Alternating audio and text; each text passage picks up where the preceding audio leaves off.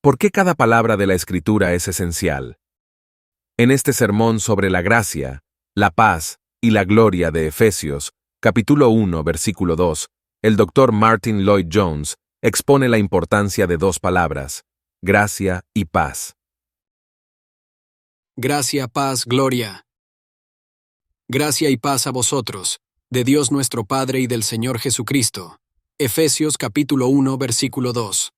En este segundo versículo, que aún forma parte de la salutación del apóstol a la iglesia en Éfeso y en otros lugares, procede a hablarnos acerca de los beneficios que deberíamos disfrutar como resultado de ser cristianos. Lo hace con palabras que de alguna manera se encuentran al comienzo de la mayoría de las epístolas del Nuevo Testamento. Gracia y paz.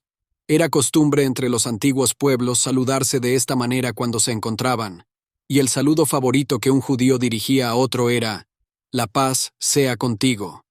Paz era su término favorito. Sin embargo, el apóstol no se limita a decir eso. Va mucho más allá. Toma el término familiar y lo eleva al nuevo ámbito cristiano. Así que, el saludo y la salutación cristiana son mucho más grandes, mucho más amplios, y mucho más profundos que el saludo más o menos formal con el que los hombres solían saludarse mutuamente. Hago hincapié en este asunto porque creo que es de gran importancia. El apóstol no utiliza estas palabras ligeramente, ni de manera superficial. No es una mera fórmula que utiliza automáticamente al comienzo de una carta. Estas palabras están cargadas de un profundo significado. Mientras utiliza estas palabras y expresa este deseo para los efesios, está deseando que experimenten plenamente todas las riquezas inagotables que se encuentran en el Evangelio de nuestro Señor Jesucristo. En otras palabras, veremos, al analizar este versículo, que contiene algunas de las verdades más profundas de nuestra fe, y que sus términos son de la mayor importancia vital. Me desvío por un momento para señalar que cuando leemos nuestras Biblias, nada es más importante que examinar cada palabra y cuestionar su significado. Qué fácil es realizar una cierta cantidad de lectura bíblica todos los días, seguida quizás de una breve oración. Si su principal preocupación es simplemente leer una cierta cantidad cada día, es posible que pase por alto palabras como estas, y pase por alto estas profundidades de nuestra fe. Aquí, en el mismo comienzo, en esta salutación preliminar, el apóstol se sumerge de inmediato en las profundidades de la verdad y la doctrina más profundas que se encuentran en las Escrituras. O, para expresarlo de manera diferente, este versículo es una especie de obertura a toda la epístola. Es característico de grandes piezas de música, ciertos tipos de música en particular, tener una obertura.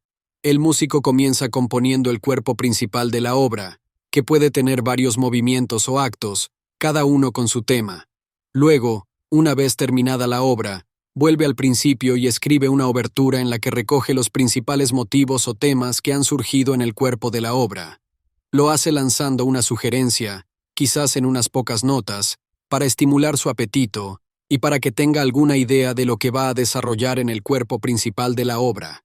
Sugiero que este segundo versículo es la obertura de toda esta epístola. Sus temas principales se insinúan aquí. Entraremos en ellos con más detalle más adelante, pero anotémoslos desde el principio. Gracia y paz. No hay dos palabras más importantes en toda nuestra fe que gracia y paz. Sin embargo, con qué facilidad tendemos a pronunciarlas sin detenernos a considerar lo que significan. La gracia es el comienzo de nuestra fe. La paz es el fin de nuestra fe. La gracia es la fuente, el manantial. Es ese lugar específico en la montaña desde el cual el poderoso río que ves desembocar en el mar comienza su carrera. Sin él no habría nada. La gracia es el origen y la fuente de todo en la vida cristiana. Pero ¿qué significa la vida cristiana? ¿Qué está destinada a producir? La respuesta es paz. Así que aquí tenemos la fuente y el torrente que conduce al mar. El inicio y el propósito para el cual todo está destinado y diseñado. Es esencial para nosotros, por lo tanto, llevar estas dos palabras en nuestras mentes, porque dentro de la elipse formada por gracia y paz, todo está incluido. ¿Qué es la gracia? Es un término notoriamente difícil de definir. La gracia esencialmente significa un favor no merecido. Favor que no mereces. Favor que recibes pero al cual no tienes derecho ni título en ninguna forma, y del cual eres completamente indigno. Podemos llamarlo amor condescendiente, amor que desciende, o podemos llamarlo bondad benéfica. Todos estos términos describen lo que se entiende por este extraordinario término que se nos presenta constantemente en el Nuevo Testamento, por esta palabra asombrosa y maravillosa, gracia. No es sorprendente que Philip Doddridge viviera para contemplarlo, como nos dicen las palabras, gracia. Es un sonido encantador, armonioso para el oído. Es una de las palabras más hermosas en cualquier idioma. En lo que respecta a paz, el peligro siempre presente con esta palabra es darle una connotación o adjuntarle un significado que no alcanza su significado completo. Paz no significa simplemente cesación de la guerra, descanso y tranquilidad. Ciertamente significa descanso y tranquilidad, pero significa mucho más. El peligro constante con respecto a la palabra paz es pensar en ella como simplemente una ausencia de cosas como la discordia o la lucha. Puede ser que porque las naciones del mundo piensan en la paz en esos términos, nunca hemos tenido una paz verdadera. La paz tratada en los libros de historia es simplemente un cese de la guerra, pero la paz en la Biblia no significa solo dejar de pelear, va mucho más allá. Es interesante resaltar que el significado de la palabra griega que se traduce como paz es también traducido como unión. Unión después de la separación, un acercamiento, una reconciliación después de un conflicto y una disputa. La palabra encuentra un lugar en la expresión ofrenda de paz, que representa a un hombre haciendo una propuesta de paz. Está proponiendo una unión, un acercamiento, una reconciliación.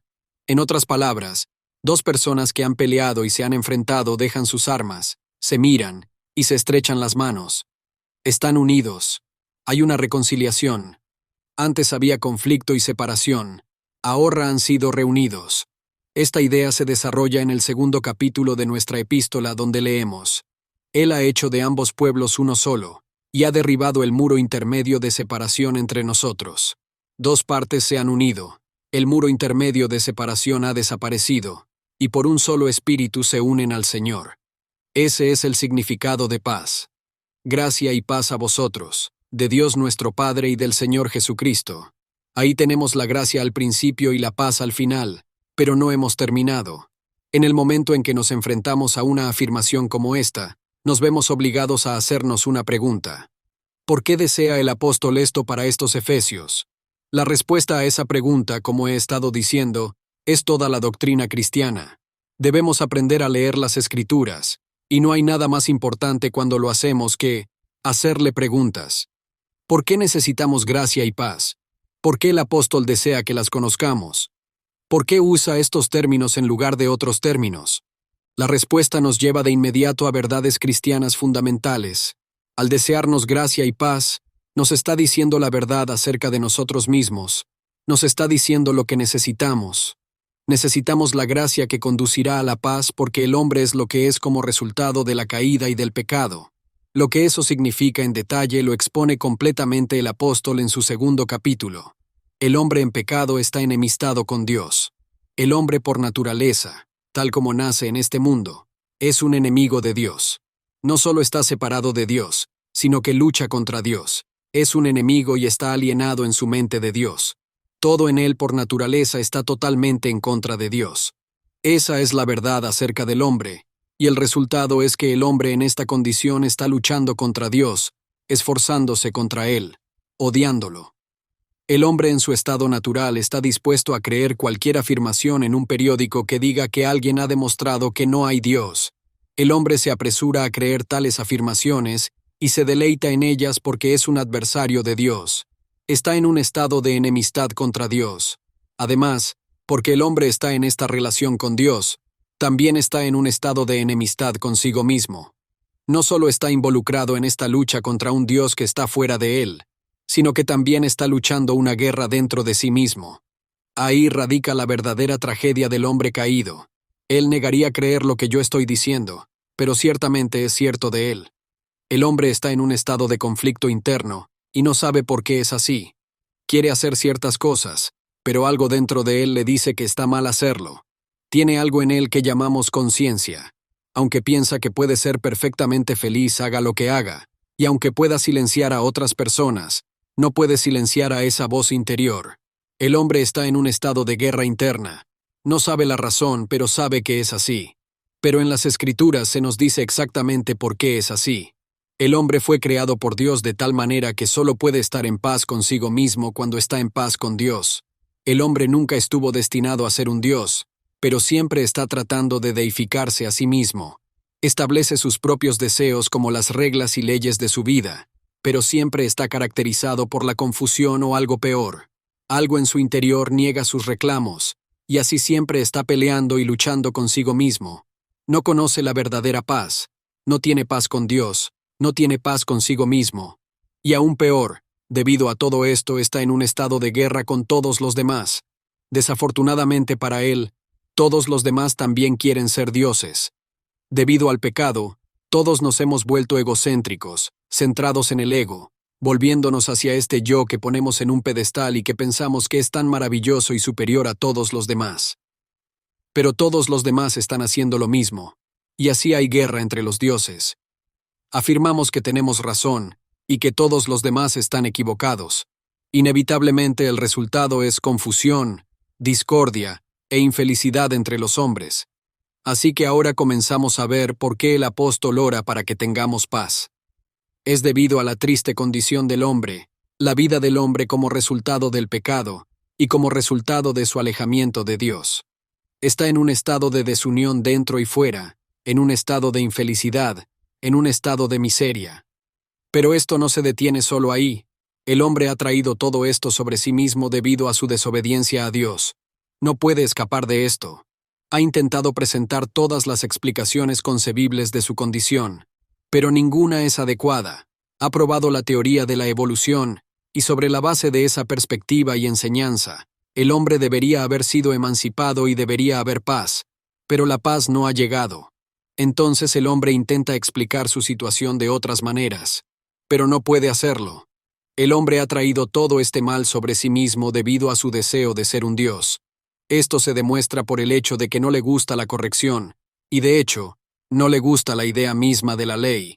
La ridiculiza y la considera un insulto.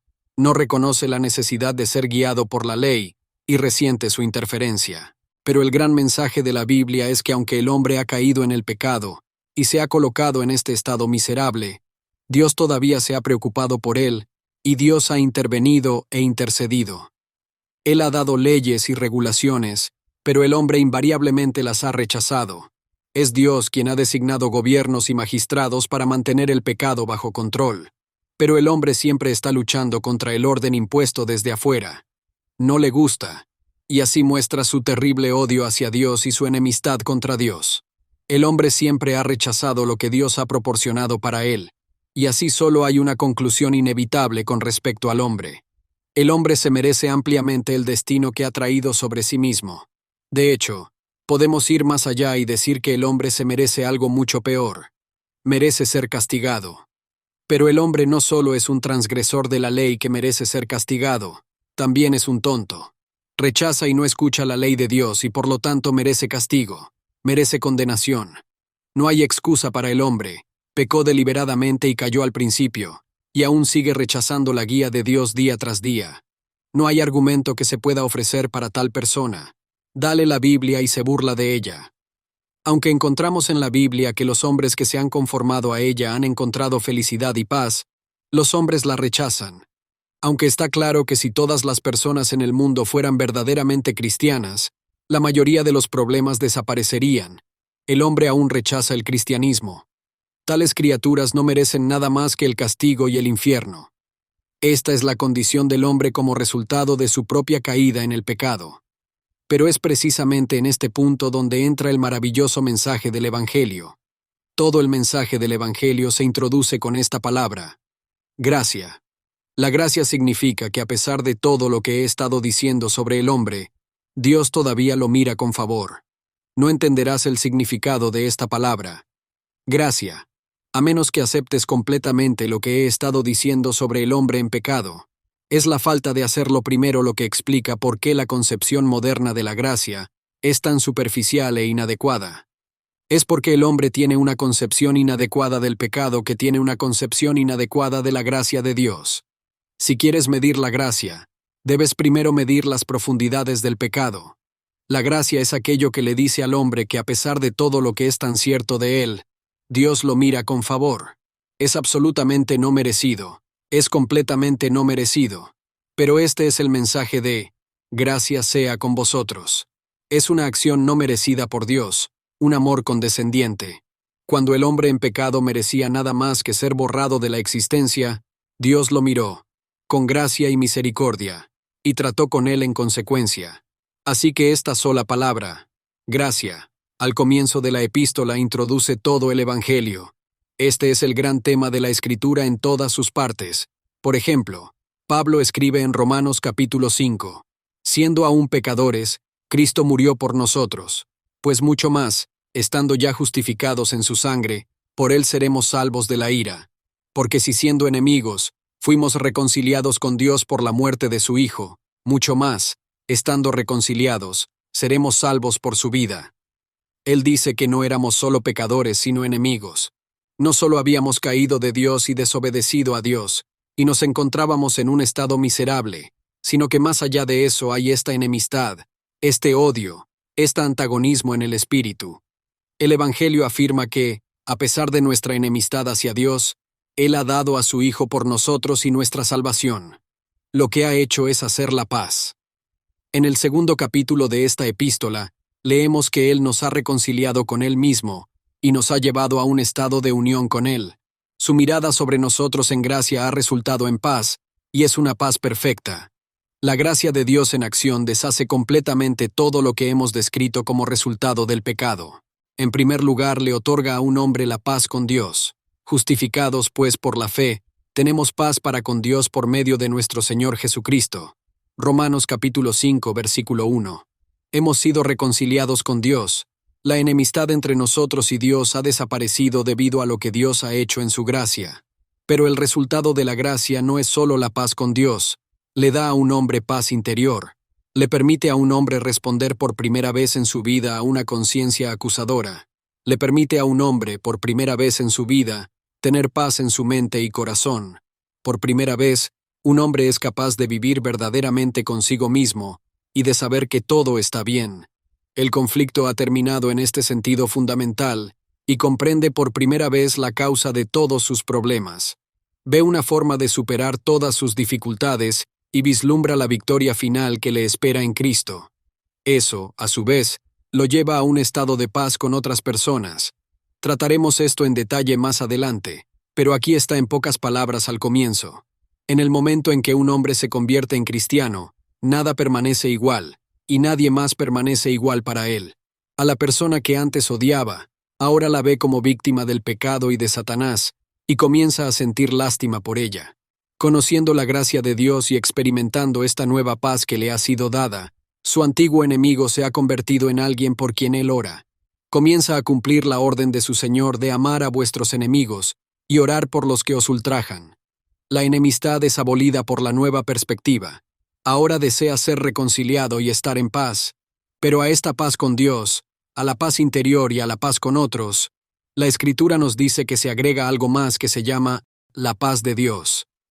Esto significa que sin importar lo que esté sucediendo a tu alrededor, tienes dentro de ti la paz de Dios, que sobrepasa todo entendimiento, y guarda vuestros corazones y vuestros pensamientos en Cristo Jesús. Filipenses capítulo 4 versículo 7. Dios no solo te ha dado paz, también ha provisto para la preservación de esta paz.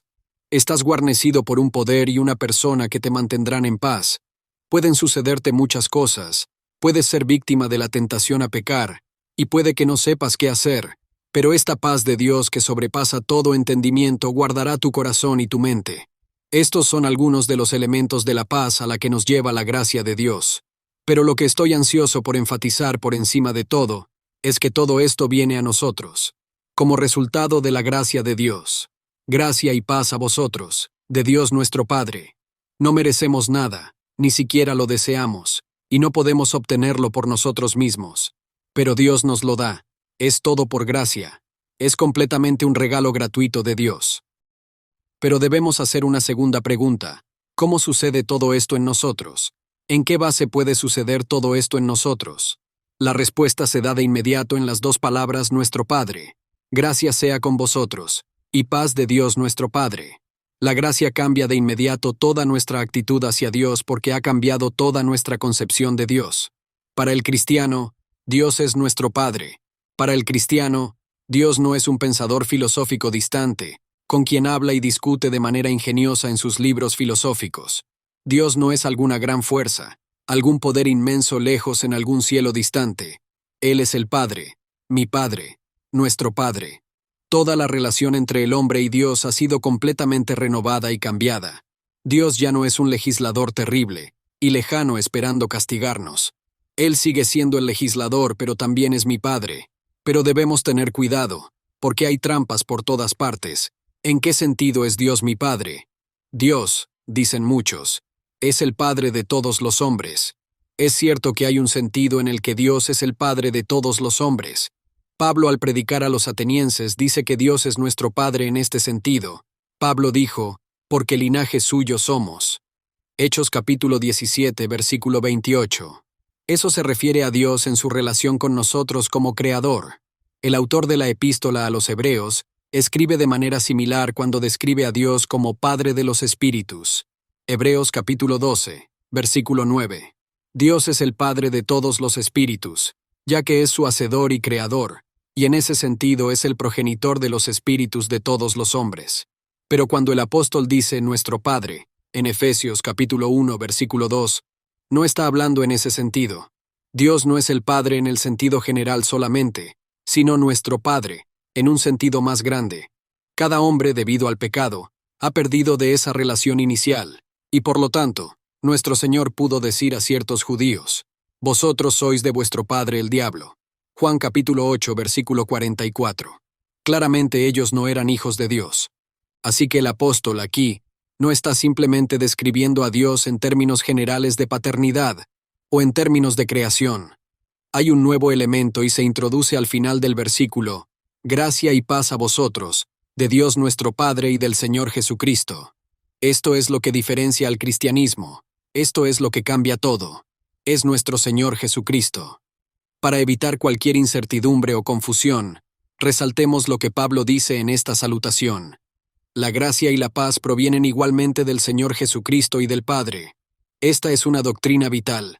No existe tal cosa como el cristianismo aparte de nuestro Señor Jesucristo.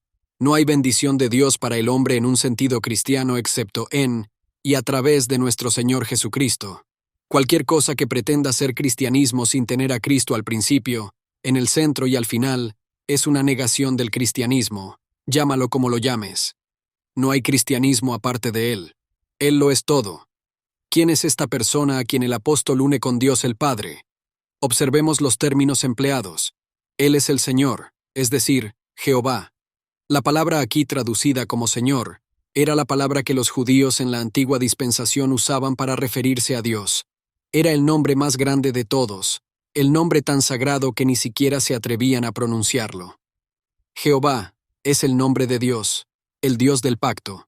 El nombre Jehová se usa para referirse a Dios Padre, y también es la afirmación cristiana para Jesucristo. Él es aquel que se describe en los Evangelios como Jesús de Nazaret, pero Pablo no duda en decir que Él es Dios. Lo coloca al lado de Dios, es coigual con Dios, es coeterno. Puede ser colocado allí sin irreverencia, puede ser colocado allí sin blasfemia, puede ser colocado al lado de nuestro verdadero y vivo Dios, el Padre. Él es el Hijo eterno de Dios, uno con Dios desde la eternidad, pero también es Jesús. Eso significa que también es verdaderamente un hombre. Un bebé nació en Belén y se le dio el nombre Jesús. Luego fue un niño en el templo, Jesús de Nazaret. Fue un carpintero, el hijo de José y María, y leemos acerca de sus hermanos. Él es el hombre que comenzó a predicar a los 30 años. Jesús, el hacedor de milagros. Pero en el próximo versículo se nos dice aún más sobre él. Bendito sea el Dios y Padre de nuestro Señor Jesucristo. Él es el Señor, es Jehová, es Dios, pero Dios también es su Dios, y Dios es su Padre. Este es un gran misterio. Él mismo dijo justo antes del final de su vida terrenal, subo a mi Padre y a vuestro Padre, a mi Dios y a vuestro Dios. Juan 20:17. Él ya había dicho, el Padre es mayor que yo. Sin embargo, Él mismo es el Señor Jehová. También es el primogénito entre muchos hermanos. Él es Jehová, pero también es Jesús, el Dios hombre. La sorprendente doctrina de la encarnación está aquí en el segundo versículo. Cristo es la segunda persona en la bendita Santa Trinidad que descendió en condescendiente amor para reconciliarnos con Dios. Él es el Señor Jehová convertido en Jesús, tomando sobre sí nuestra naturaleza, nuestros problemas, e incluso nuestras debilidades, y finalmente nuestros pecados. Él llegó a las profundidades más oscuras, incluso hasta el punto de sentirse abandonado por Dios mientras llevaba nuestro castigo. Esa es gracia, el amor condescendiente de Dios. Porque de tal manera amó Dios al mundo, que ha dado a su Hijo unigénito. La siguiente palabra es Cristo, el Señor Jesucristo. Él es el Salvador, el ungido, el Mesías, el enviado para redimir a la humanidad. Él descendió de la gloria a este mundo, pero fue aún más bajo que eso. No tuvo vergüenza de asumir la semejanza de carne pecaminosa. Él llevó nuestro castigo en la cruz. Su sangre fue derramada por nosotros y somos reconciliados con Dios y tenemos paz con Dios. Pero, lo que es aún más maravilloso, después de haber asumido nuestra naturaleza, luego nos da su naturaleza. Porque Cristo no solo nos da perdón, sino que nos da un nuevo nacimiento, y nos convertimos en hijos de Dios. El Hijo de Dios se hizo hijo del hombre, para que los hijos de los hombres pudieran llegar a ser hijos de Dios, como dijo una vez Juan Calvino. Significa que no solo tenemos paz con Dios y con los demás, sino que disfrutamos del favor de Dios, porque somos hijos de Dios en Cristo. Dios, que es su Dios y su Padre, se ha convertido en nuestro Dios y nuestro Padre. Así que el apóstol podría decir, incluyéndonos a nosotros, que somos cristianos, junto con Él mismo. Gracia y paz de Dios nuestro Padre y del Señor Jesucristo. El más alto honor de todos, el mayor don de la gracia de Dios para nosotros, es que lleguemos a ser hijos de Dios, y que como tales, pasemos la eternidad en la presencia de nuestro Padre. Gracia, completamente no merecida, conduce a la paz, a la filiación y en última instancia a la gloria eterna.